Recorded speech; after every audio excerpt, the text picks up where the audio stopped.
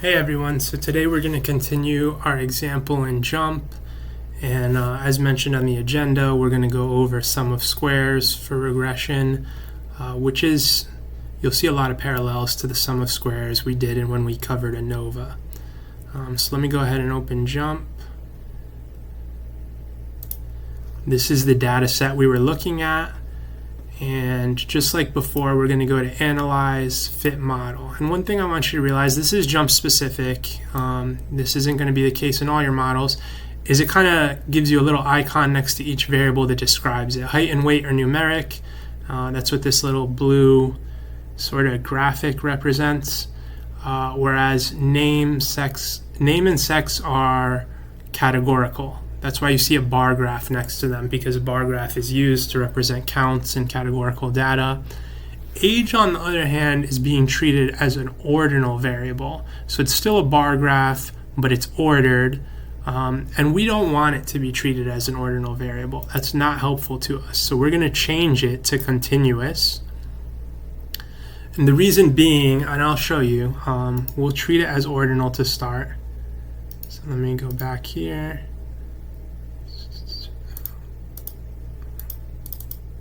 Now I'm not able to change. Oh, here we go. Ordinal. So we'll treat it as ordinal. And let's say we're still interested in predicting weight. And this time we're going to do a bivariate model, meaning two independent or explanatory variables. We'll do age and weight. And we want to do standard least squares. So let's run it with the ordinal, and you'll see why this is somewhat problematic. Oh, I'm sorry. I put weight instead of age. Let's remove weight. And then I want age and height. I'm sorry. I want age and height regressed on weight. So let's run that. And this is our results. And you see we have multiple regression lines here. Each of these is for a different level or category of age. Because remember, it's being treated as an ordinal variable, which is not what we want. And this kind of illustrates why we don't want that. So this is the regression line when age is 12, 13, 14, and so on. So it's creating several regression lines. So let's fix for that, because it's not ordinal. So we'll X out of this. We'll do the same thing as before. Fit model. I'm going to right-click this to change it back to continuous. And now we should get one estimate for age, one estimate for height to predict weight. Now these are all numeric quantitative variables, so the interpretation is a lot simpler, but we're going to do an example where there is one categorical variable like we did before with sex and gender. So here's our results. Because this is multivariate, meaning multiple independent variables, in this case 2, you don't get that plot that shows you the effect along height versus weight or age versus weight, because it varies along both of those dimensions. And that's what that three-dimensional plot in last lecture was trying to show. Right? Now if you have three variables, right, you'd have to plot it in 4 dimensions, which isn't even possible. So you don't often get that plot as you add more variables. But you do have this actual versus predicted plot, which is the closest that we can come to a two-dimensional representation of our model, what our model's doing for what it's trying to predict. So this is actual weight, the true weight, true y variable on the y-axis, and this is what we predict for our given values of height and age. And like I mentioned last time, this line is y equals x, and we would expect most of the data to lie along that line. Or we hope that most of the data lies along that line, because that means that our predicted values are very close to our actual values. There is going to be noise though, right? That is an assumption of regression. There's going to be noise above and below. And this looks to be doing a pretty good job of fitting it, but let's go ahead and look. I want to talk a little bit more about the interpretation of these coefficients and the p-values, associated p-values. So our intercept is like our beta 0. So that is if age and height were both set to 0, which is a little bit nonsensical because there is, nobody has a weight at age 0 or at height 0. What do we think the associated weight is? And we do get a nonsensical answer. And I wanted to talk about this a little because this is the dangers of extrapolation, which we referenced last lecture.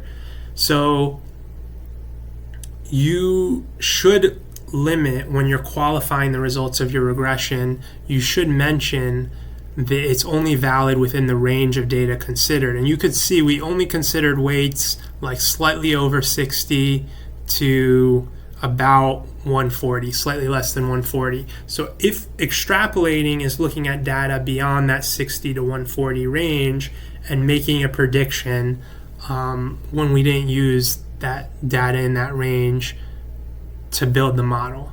And that's why you get nonsensical values like this, like negative 128 pounds. It doesn't make sense, right? So you want to limit the range over which you're making predictions to the range you use to make your data. That's a little bit about extrapolation.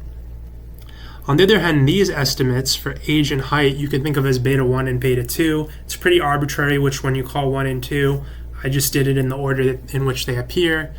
And the interpretation for continuous variables is pretty intuitive, right? For every 1 unit increase in age, we expect weight to go up 0.75 pounds, which means that you're gaining like 0.75 pounds per year on average, at least as far as our predictions go.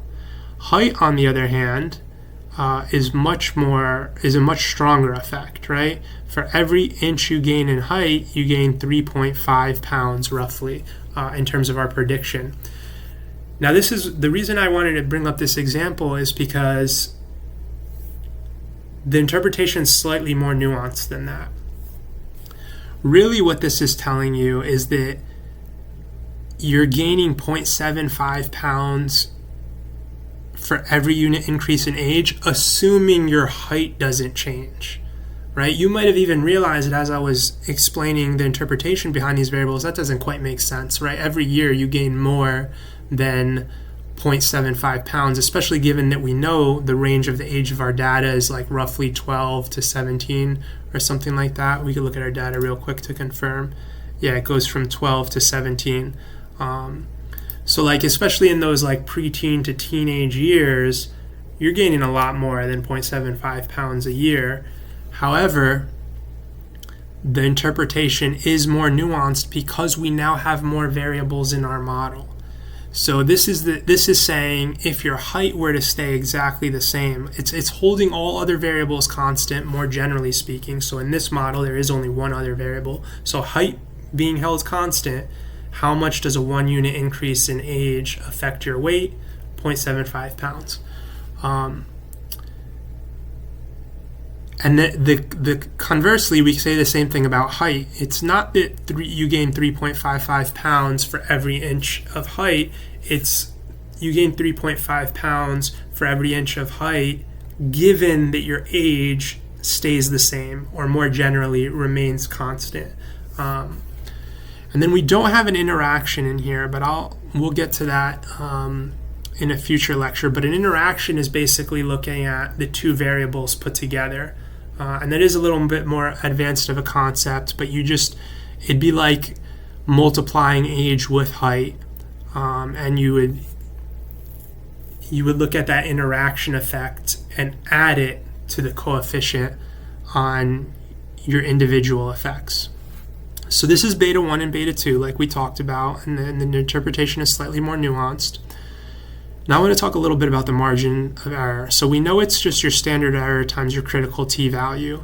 And we have in our model 39 degrees of freedom. So that's essentially 30 is kind of the threshold where our t-distribution looks a lot like our z. So we know 1.96 is very roughly going to be our t-ratio, or our critical t-value. So we multiply that by our standard error, and that's our margin of error, add and subtract that from our point estimator. And as I mentioned last lecture, there's this kind of parallelism between your confidence interval and your p-value.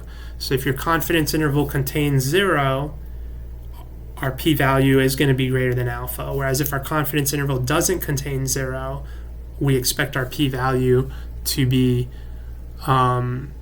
less than alpha. And we could do a quick check right now. So like for age, we get a standard error of roughly, let's say 2 to make the math easy. I'm going to use the critical t value as 2 as well to make the math easy. That gives us a margin of error of 4. So 4 plus or minus 0.75, 0 is going to be in there. Or I said that backwards. 0.75 plus or minus 4 is going to contain 0 within the confidence interval, and no surprise, our p-value is much larger than our alpha. On the other hand, for height, our standard error is 0.76. Our critical t statistic is about 2. So let's just round and say this is about 1.5. So 3.55 plus or minus 1.5 is our margin of error, is not going to contain 0, right? On the low end, it's going to be roughly 2, and on the high end, it's going to be 5. So wherever it might fall within the confidence interval, it's not going to hit 0. And similarly, the p-value is far less than alpha, just like we expect. So I did want to talk a little bit about that. Now I want to talk about why we care about these p-values. So what is the interpretation of the coefficient of age or the coefficient of height being 0? Well, in univariate regression, it's really easy because you just have your intercept, which is, the value at which all other variables are equal to 0, and then you have your slope. And I want you to think back to correlation, and I'm going to bring up this scatter plot. So ignore the lines for a second, and we see there's a pretty strong correlation here, right? As our predicted values get larger, so do our actual values. If we thought about this as univariate regression, and let's go ahead and build that model real quick.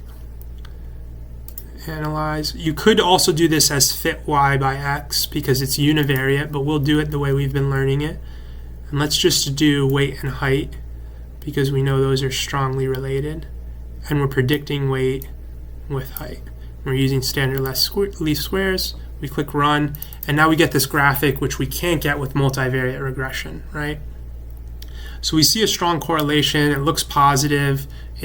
Let's think about what it means for the coefficient to be 0. So this line right here is our coefficient on height. This is beta 1. The slope of this line, to be more specific, I should say. The slope of this line is our beta 1. So we scroll down to our fx and we get like 3.7, which is different than before because we're not holding any other variables constant. Like previously we were saying this is the effect of 1 inch increase in height given the age does not change. Now we're letting age vary, so it's slightly bigger because we know the effect of age is also positive. So 3.77 is the slope of this line. So what would it mean to have a beta value of 0? Well, the line would be perfectly flat, which doesn't really make sense when we look at this scatter plot, right? We see a positive trend. So this is the kind of hypothesis test you would do to test the relationship of height. You would compare beta 1, and just like all our t statistics, you take your estimate and you divide it by the standard error to get your t ratio. And then how do you get your probability? Well, you take that t statistic that you just calculated, or more specifically test statistic because it's used to answer your hypothesis test. You take that test statistic and the associated degrees of freedom, plug it into some statistical software like we've talked about, and you'll get the associated p-value. We also talked a little bit about the parallelism today. You could also construct a confidence interval and see if it contains 0. Nonetheless, in this example, this appears very different than 0, but you also have to measure it relative to its standard error, and we see its standard error is pretty small. We multiply that by the critical t-value, which because of our degrees of freedom is high is going to be roughly 2. And we see this confidence interval won't contain 0. And further, our t-ratio is like 6.2, which we know to be large according to the empirical rule. And we know this t distribution, because of its high degrees of freedom, is pretty close to the normal distribution. All that to say that this test on the effect of height, does height affect weight, is very conclusive, right? Our p-value is very small. Beta 1, the slope of the estimate of the slope for the effective height is significantly different than 0. If you had a scatter plot that looked more like a flat line would fit through it, maybe that wouldn't be the case. But I do want to be clear, you can't just look at the estimate to get that conclusion. You also have to consider the standard error, and more specifically the margin of error, which is just your standard of error times your critical value. So that's a little bit about the interpretation of those statistics that I wanted to talk about. The other thing I wanted to point out here is that you're getting the same answer for your probability in your model, and it's not totally obvious here in your analysis of variance as you are here. And that might not seem obvious because they're both rounded to essentially 1, but let's run this same model now and do it with a variable that's less correlated to weight. So we're still predicting weight, but let's do something that's slightly less correlated. So age is certainly correlated. It might even be significant, but let's hope that it's not going to be 0.001, and you can observe that they're different and the same. And you see, like, we get 0.0026 here in our t statistic and 0.0026 in our f statistic. And those should always be 1-to-1 in univariate regression. They won't be in multivariate regression because, remember, here we're doing one variable at a time, and analysis of variance is considering all the variables in your model.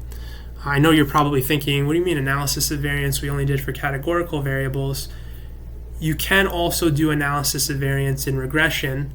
I'm going to flip back to the slides to go over how you do that. So you remember this from the ANOVA table, right? You have your sum of squares for your groups, your error, and your total. And the mathematical notation is very intimidating, but it is also very intuitive. So for your groups, you're taking each group mean minus the overall mean. For your error, you're taking your actual observed values. And we use x here, but in regression we call it y traditionally. Sorry about that. And you're taking your actual values minus your predicted values, which are your group means when you're using categorical data.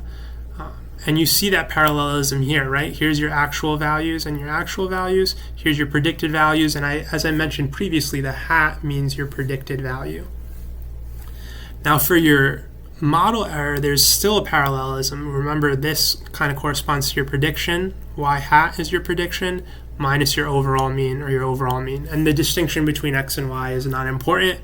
You just, you can call it whatever variable you want, just traditionally to add like one more wrinkle of confusion. In ANOVA, I've usually seen it written as x, whereas in regression it's usually written as y. I think to be consistent, it might be nice to write it as y in ANOVA too. It makes sense in regression because on your y-axis is where you put your dependent variable, but in ANOVA we could call it y as well. Just usually when you only have one variable, you call it x. So. And then your total is your actual data points minus your overall mean in both. So there is this parallelism. The only real difference is what we call them. So here we use the term groups, and we call this sum of squares groups and degrees of freedom for groups. Instead, in regression, we call it sum of squares for model, because we're not just limited to categorical data. We could have numeric data in there as well.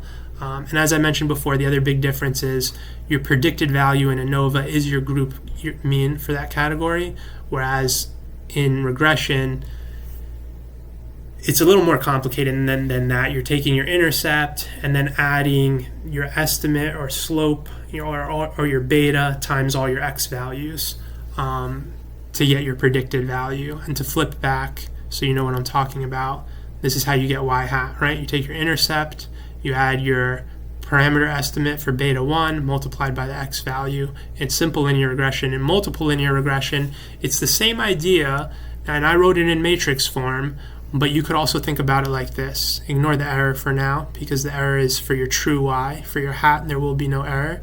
So it's your intercept plus your parameter estimate for your first variable times that value, and so on, all the way to your last parameter estimate and your last variable. Okay, so that's a little bit about the sum of squares and the parallelism. Let's go back to jump and look at our sum of squares here. So we have our analysis of variance. Degrees of freedom is 1. Why? Because we're only looking at one variable. Our error is going to be, remember in ANOVA, it's your total number of data points minus the number of groups you're looking at. There should be 40 variables. Yeah, there are 40 variables. And we subtract that by 2 because that's the number of parameters we're estimating. And then we have our total degrees of freedom, which is just n minus 1, or 39. So we see this kind of not quite parallelism, but we see it's very similar to ANOVA. Even though we're not doing categories anymore, we're doing a numeric variable. And the sum of squares are calculated by very similar formulas, and we get this F statistic, which is actually the same as our T statistic squared. And you don't need to know the reasons why that is at this point, but I wanted to point it out because it's a fun thing to know and a good sanity check as well. But yeah, T statistic squared will give you the corresponding F statistic, and then the associated probabilities should be identical when you calculate those distribution values or more extreme. Okay, so that was a lot of information about a more complicated way to do it. I want to do one last example, and then we'll talk about what we're going to cover tomorrow. So for our last example, using the same data set, which again I got from help, using big class, let's go back and do multiple variables again. So weight is actually what I'm trying to predict, so I'm going to move that over to Y and remove it from here. Sorry. And then let's do name isn't going to be informative, but we have, right, because there's as many names as there are data points, and we don't think that people with the same name are going to have similar weights or anything like that. So height, and let's do gender or sex this time. So we have both a categorical and a numeric variable. And this will be the last example we look at. So here we have 2 regression lines. Why is that? Well, as I mentioned last class, the interpretation, as you see written in your parameter estimates, this is the difference in your intercept for this level of the category. In this case, F is for female, versus the baseline or holdout, which is M for male. So here you have the line for male, which is when gender, if you think about it as a binary variable 1 or 0, is set to 0. And this is old data. We know there are more than 2 genders now, but just want to qualify that real quick. At the time that this was written, everybody was classified as either male or female. And then similarly, when gender is set to 1, which in this case corresponds to female, the way this data was ingested, you get this regression line, which is slightly higher. And then what about the slope? Well, that's the same in both regression lines, and that's the effect of height, right? So that's another assumption you're making, is that we think that the effect of height is the same for both genders, which is a questionable assumption, right? Maybe you want to do 2 different regression lines, one for each gender. Again, in this example, we're dumbing down our data and pretending like there's only 2, but that's an assumption you want to be aware of, and you see that in your regression plot, right? Here's 2 regression lines with the same slope, but different intercepts based on which gender they belong to. So looking at our sum of squares, we don't see the same parallelism as before, right? We get our overall model, I'm supposed to be looking up here. We get our overall model is significant, but when we look at the individual estimates, we see that gender itself was not significant. So that tells us that height is so significant that it makes up for the fact that the other variable in our model is not. And I would want to rerun this model without including gender. Like, I wouldn't want to report a model that contained variables that were not significant, unless there was a very good reason to do so. And sometimes there are, We'll talk about those in future classes. So the categorical interpretation is slightly different than the numeric. We talked about the numeric quite a bit. I want to talk about the categorical again. So this is saying that a female weighs 2.2 pounds more on average in terms of what we predict than a male. But it has a very large standard error of 2.7. We know our critical T is going to be pretty much the same as our critical Z, is about 2. And we're going to include 0 in the confidence interval. So that 2.2 pounds could be anywhere from -3 to 7. And because 0 is, and then those are rough estimates, just taking the standard error and multiplying it by 2 and adding and subtracting from our point estimator. So because 0 is included in that, it's not significant and we should remove it from our model. Okay, so that was a lot about the examples. Hopefully it makes more sense. The last point I wanted to talk about, and this is a really important point, and I don't want you to think because I saved it for last it's less important, is our model valid, right? You've just learned how to build these regression models pretty easily, pretty quickly in JUMP. And I think one potential issue in the field of statistics is that statistical software makes it really easy to build these models, and people do so without checking their validity, and it contributes to this reproducibility problem that we've talked about in the past. So to avoid that, tomorrow we're going to cover the most important topic in regression, which is how to know that the model you built is reproducible and is valid. And that just comes down to checking the assumptions in regression, which we hinted at a little bit today.